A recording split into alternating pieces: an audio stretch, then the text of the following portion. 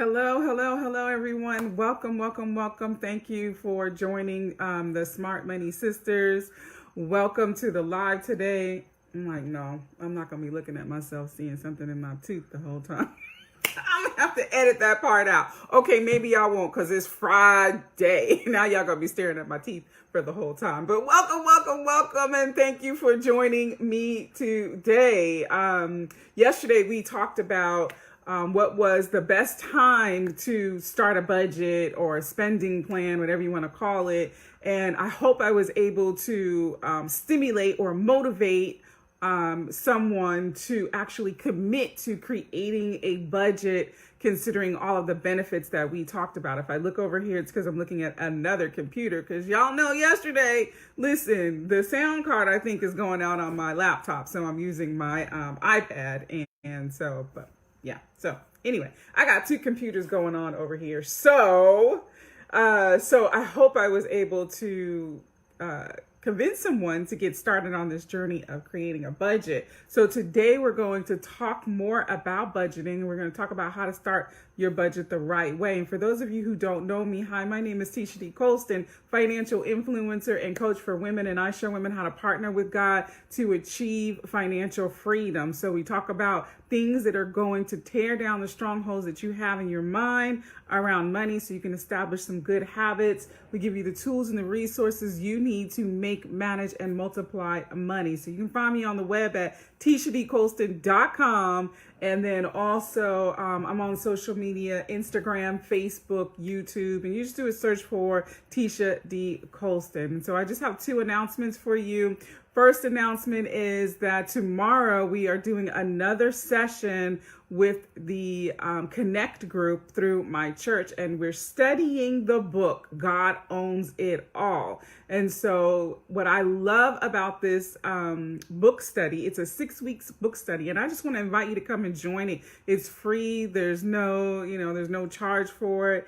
It would be helpful if you got the book, and you can download the book at lifeway.com, or you can get it on amazon.com. And even if you don't have it when we join, I'm sure that you will get, or tomorrow, I'm sure that you will get the benefit out of it. But if you just want to download it, you can get that on lifeway.com. It's God Owns It All by Ron Blue. All right. And so it just kind of tackles the money questions that we ask. And one of the big questions that we have, especially when it comes around ministry, pastors and leaders, and in the pulpit, it's like, or in the pulpit and then in the pew is what I want to say is how much really is enough? Like, can I have that $1 million home? Do I need to live in a certain way in order to be classified as Christian, in order to not show that I have money as a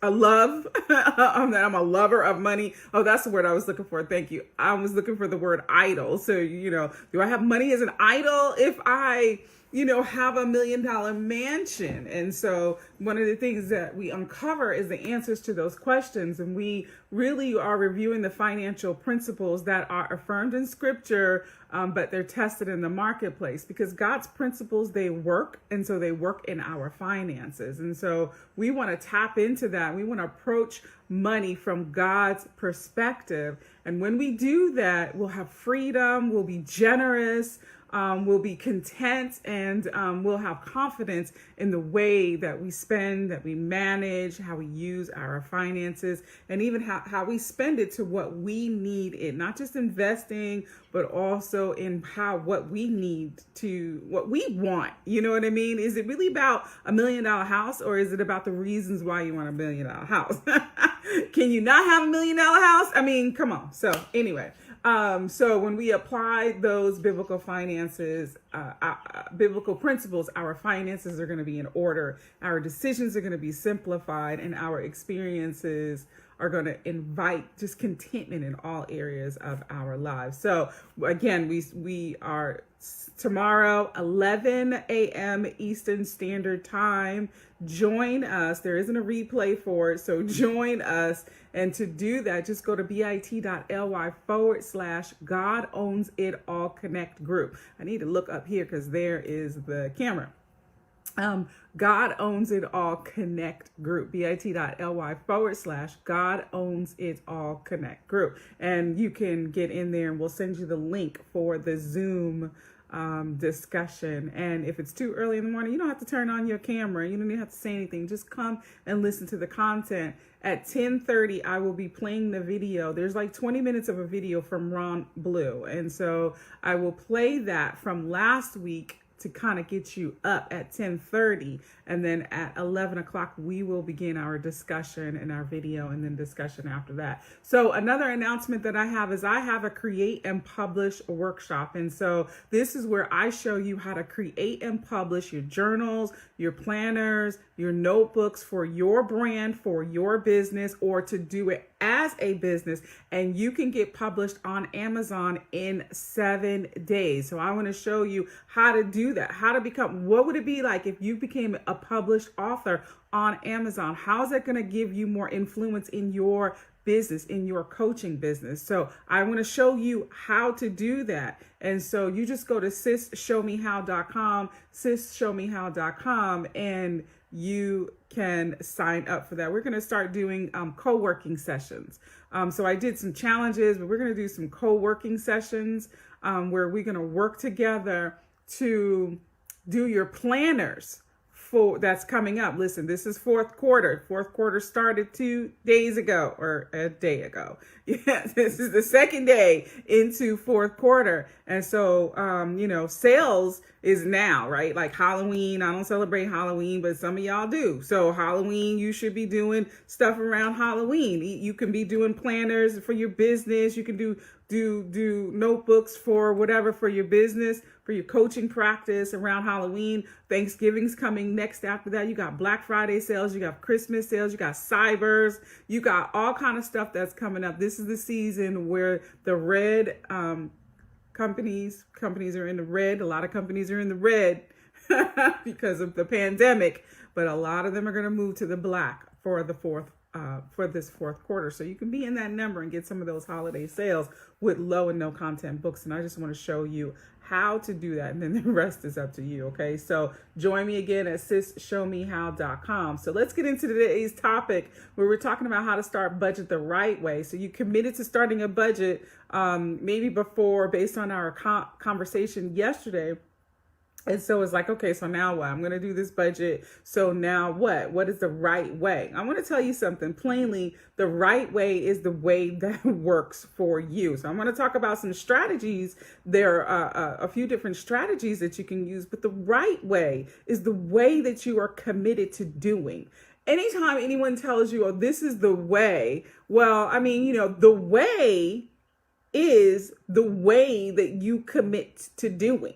How do I do an email list? The way you're going to commit to doing it every single day, or whatever your consistency level is. It's whatever it is that you are committed to doing so that you can better yourself financially and build better financial habits. So the right way is the way that works for you, the way that you will commit to each month.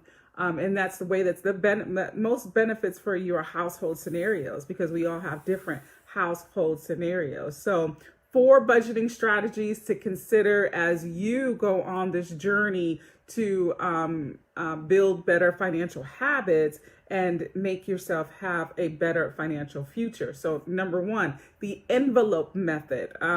So envelopes aren't just for mailing bills. I don't have any. I was gonna bring some, but I didn't. I was too busy trying to focus on these computers.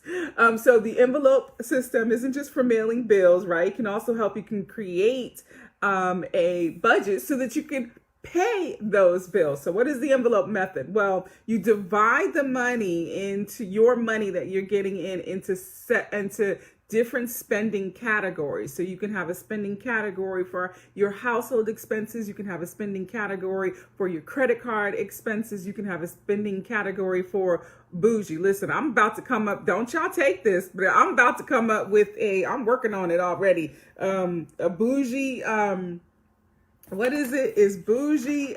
Listen, my nephew called me bougie. And so I was like, you know what? That's right. I'm the bougie auntie. Okay. So we're going to come up with he cracks me up because I was like, I'm not bougie. But I decided to own bouginess, all right? Go look up the word bougie. I'll be bougie, okay? I'll be bougie and paid. That's what I'll be, boo. So I'm going to be coming up with, what's the name of this book? It's bougie something. I just thought of it last night. It's bougie budgeting or bougie something. It's something with that, okay? It might be the bougieincubator.com, because some of y'all want to be bougie, but you don't have the funds to be bougie, but you trying to be bougie. So let's teach you how to truly be bougie for real, okay? So anyways, I digress. So the envelope method, you write the categories on the envelopes. Hi, Teresa. You write the envelopes on the categories on the front of the envelope, and you put the cash in there for each of those categories. And listen, here's the thing about that. You know what it takes to pay all of your bills. If you have household bills, you put that in there. If you have bougie money, you put that in there. If you have food money, you can put that in there, right? So if you put $1,200 in your housing envelope, then that's what you have to spend for your housing. And you put $500 in the credit card envelope, that's what you have there. If you put $200 in the food envelope and you spend up the food money, that's it. You don't have no more for the rest of the month. So it's going to cause you to be more cautious about how you spend your money. So once the cash in that envelope is gone, you've tapped your money pool out for that month or that pay period, however it is that you were doing that. And then you can grab money from another envelope and put it into that envelope, but just keep in mind that you're taking from one pool and putting it into another. So it's going to help you to be cautious and aware of that, so that you'll have less money to spend in that category. Okay. So this budgeting method is old school, okay, because we in the technology school, but for some it's going to work, right? It's going to work. For those of you who don't use cash, then that's not going to work. You could still do it. You'll just do it with an electronic envelope. See, there's always a way. So you can do it with an electronic envelope. You can create yourself an electronic envelope, listen, honey, and do the same thing with it. It'd just be electronically instead of the cash. But for those of us that like cash and like to do that method, this method is going to work for you. So when you reach your category limit, so you can reduce your budget for another category, and you take one out of one, and you can kind of see how it is that your finances are really working each month, each pay period, and then you can adjust your money going forward. Try another way of going live during your broadcast. I don't know what that means. Anyway, the second method is the 2-account plan method. So the 2-account plan method, you're going to have to do a little bit of simple math. When you do this plan, you're going to add up your fixed expenses, or what is necessary monthly, like your rent, your utilities, and your groceries. And you're going to divide that by the total number of paychecks you get every month. So 2, I used to do this one a lot. So, because I got paid twice a month and I was the only income. So I had to budget my money effectively. Okay.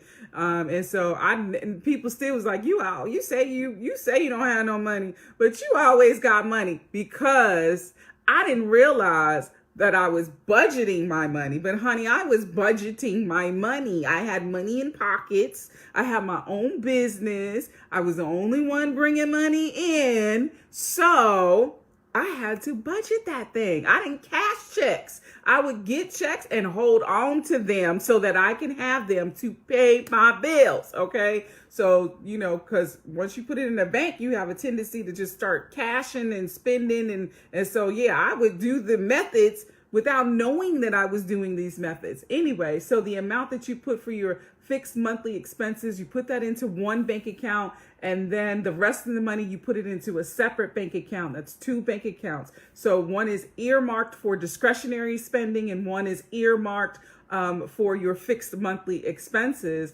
And your discretionary spending might include things like entertainment, clothing, eating out, things like that. Okay. So the 2-account plan, okay? The 2-account plan. It's a good way so that you can, break out your money and make sure that you meet your monthly obligations, because a lot of times what I find is that we're not meeting our monthly obligations and we get mad at these bills. Oh, these bills. Can you pay my bills? Can you pay my credit card bills? I don't think you do. Come on, y'all. It's Friday. So you and me are through. Anyway.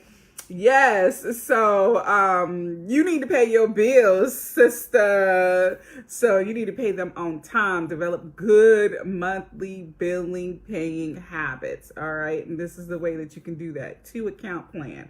Zero-based budgeting, number 3. So you don't need to be an accountant to understand zero-based budgeting strategy. So it sounds complicated, but it's not a complicated concept at all. So zero-based budgeting simply means that you account for every bit of penny. So before we were just putting one here, but with this one, you're going to account for every single penny that you're bringing in every single month, and you're going to categorize them and save and categorize based on the amount of money. So when you look at your plan should actually end up to being 0, because you have earmarked it for everything that you have taken in has been earmarked for something. And some of us like that because you need to be that strict with your budgeting. Some don't. Some of us are free spirit and we're like, no, I don't want to be held down. Maybe I want to get some new hair one month and maybe I want to use it for my toes another month. So I'm not going to do that each month. Maybe I don't want to put that much effort in there. So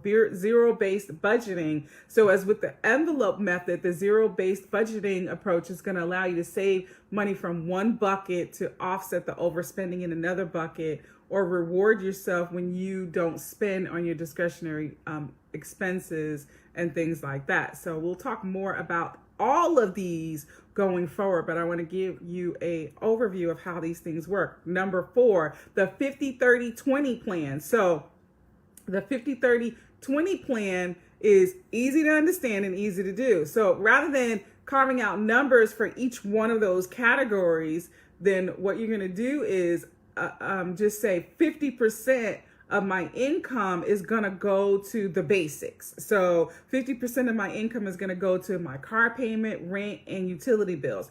30% of my income, what I'm receiving every month, every other week, whatever, however you do it, is going to go to discretionary spending. And that's non-essential things like movie tickets, restaurants, hair. And then 20% is to financial priorities that are not in those buckets, like savings and reducing debt. So where the 50% may include the necessary debt, but the 20% is going to go toward the thing to reduce the debt. So that may be your extra payments on your credit card, okay? And so it may be the getting your nails done and your hair done. That's in the 30%, but the 20% is what you're saving. It's what you're using for to propel yourself financially going forward. So 50-30-20. 50% what I must do, 30% what I can do, and 20% what I should be doing, which is saving my money. Hey, I just made that up. I hope that worked. But anyway, so the bottom line is, listen, we talked about it. The best time to start a budget is now. The best way to start a budget is the way that works for you. So I've just given you some strategies. If you want to talk about those strategies, if you want someone to work through with you how to get this thing going and how to do this budgeting thing, then set up an appointment with me. I have 2 options for you right now. You can just do a discovery call and we can see which flow you want to go in. But outside of that, no matter what method you choose, the point is to be committed to doing it. So if you need help organizing your finances, take a look at my budget book, right? And you can organize and you can track all of your incoming and outgoing expenses to help you determine how much to put towards paying down your debt every month. And you can develop monthly, good money management habits that are good for you. They're going to get you on that road to financial stability. Okay. So you can set up an appointment. If you don't want to go that far, you're like, let me just do this thing. I get that. But use the tools that we have. There's so many tools out here. These are the tools that I'm giving Smart Money Sisters. So you can go purchase a money organizer. I have them on Amazon. I believe the link is on my website. If it's not, we'll get it on there. And like I said, I'm coming out with the bougie budgeting. Bougie budgeting. That's what it is. Bougie budgeting. And so we're going to be the bougie budgeting bosses. I'm just here to tell you, and I don't really care what anybody thinks about the term. Yes, honey, we're going to be bougie and we're going to be budgeting, right? We're going to do this thing. We're going to start spending our money wisely so that we can afford the bougie lifestyle for real. For real. You got to afford it for real, sis.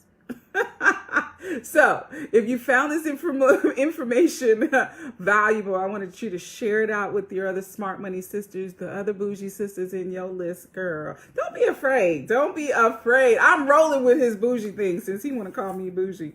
I would have preferred to have been called Smart Money Sister, but he young, so I'm going to go with bougie. So, anybody else bougie out there? Okay, come roll with me. If you smart, come roll with me. If you want to be smart in your money, come and roll with me, because I'm going to show you how and what I did in order to get myself out of financial situations, because I've been in many of them. Listen, I was a 16-year-old and pregnant with no degree, okay? And I have been able to buy homes and be landlord. But there was a way to do that, okay? I didn't even know I was doing it. I'm going to tell you, this is why I say you got to partner with God. I was partnering with God, and I didn't even know I was partnering with God. And then when I knew I was partnering with God, I never even really knew I was partnering with God. I was just trying to be obedient to the voice of the Lord. And that's really what it is. It's asking him to guide you and lead you. When I became a landlord, I was like, I hear all these stories. You hear stories about people talking about these tenants, and they're real, okay? These stories are real. I was like, how come I don't have to be there? I'm a Christian. I'm a believer. The earth is the Lord's and the fullness thereof, the cattle and the hills and all of that, okay?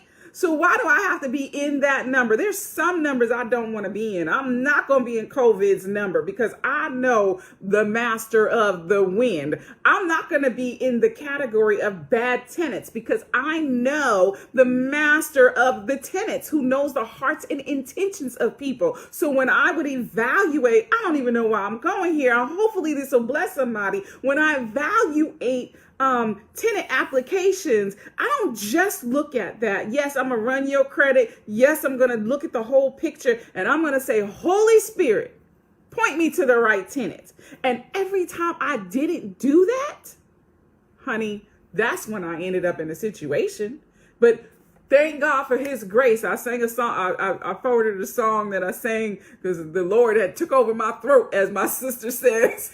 He does that sometimes. I'm not a singer, but he'll take it over sometimes. If you lend it to him, he will use it. And so I did a song about the amazing grace, because if it wasn't for the grace of God, man, I would have been in and maintained in some serious situations financially. So I want to tell you that the Lord can pull you out, but you got to partner with him. And so that's what we're here doing. We're showing you financial principles. We're also going to talk about how to partner with God to employ those financial things. So remember to come join it, bit.ly/God owns it all connect group, because that's where we're starting. It's free. We're going to talk about God's financial principles. These are the ways that you partner with God to achieve financial success. So until we meet again, Smart Money Sisters, I know, happy Friday. Sorry for rambling, because it's Friday. It's Friday. It's Friday. It's Friday.